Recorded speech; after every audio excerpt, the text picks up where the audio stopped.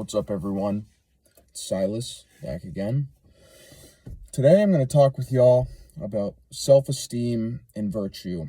Mostly, positive self-esteem and positive virtues, things that we should have within ourselves, our own standards and how we carry ourselves, and how we should really imagine ourselves and the effect that we have on others.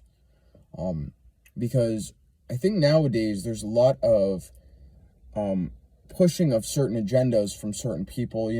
What I realized is that not a lot of people are able to think for themselves because they're hearing so many different opinions and so much different intake of information that it's hard for people to form their own genuine opinions on things.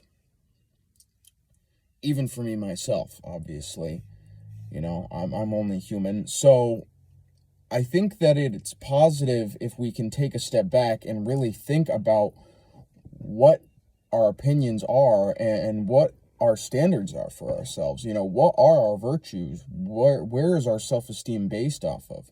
Is it based off of materialism and the things that we own, our achievements, the people that we associate ourselves with? There is a lot of different things that we might associate our self-esteem to.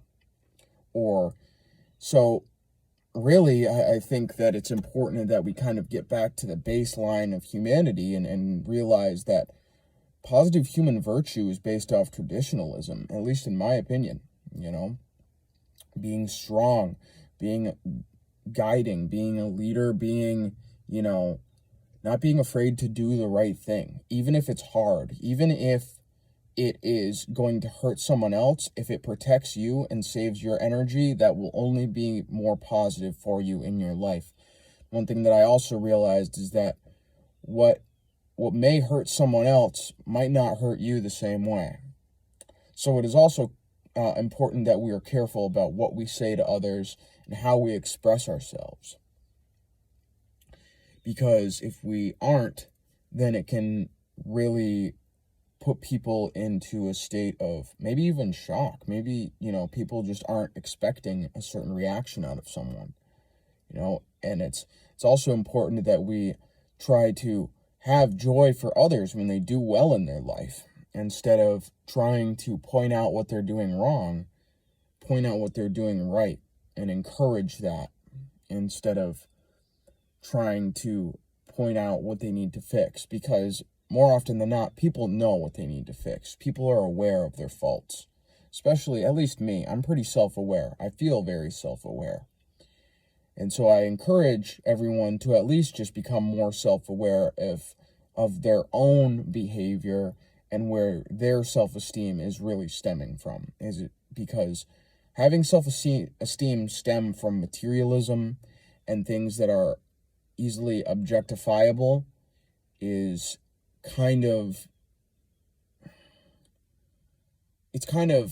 falsified in a way. It's not real. It's kind of worldly. It's not really based off of who we are and our soul purpose and our instinct of who we actually are. Now, I've been writing a lot in this journal, my handwriting, as you can see, and I'm going to just read off a paragraph here that I wrote the other day that I think is good to this subject. And then I'm just going to leave it at that. I'm going to keep this video short and sweet for y'all. So here we go. Self-esteem issues can have a negative sort of butterfly effect on others that we don't even realize. We will sometimes project our own insecurities on people. If we have an issue with seeing others do better, when we project that sort of negativity on others, it can put that person into a state of insecurity and scarcity as well. No person deserves to have another person's insecurities projected upon them. Those sort of behaviors often stem from abusive childhoods or can even involve abusive relationships.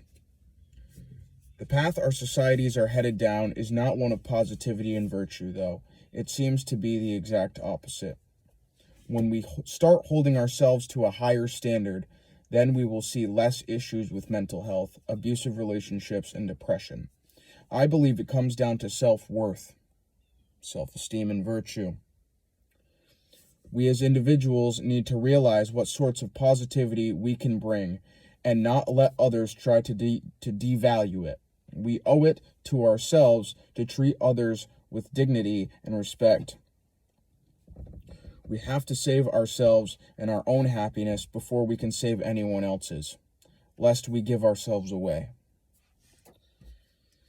That's all I'm going to say from this, because this is something that I'm pretty proud of, and I'm just going to kind of keep that sacred until I'm ready to type it up and publish it.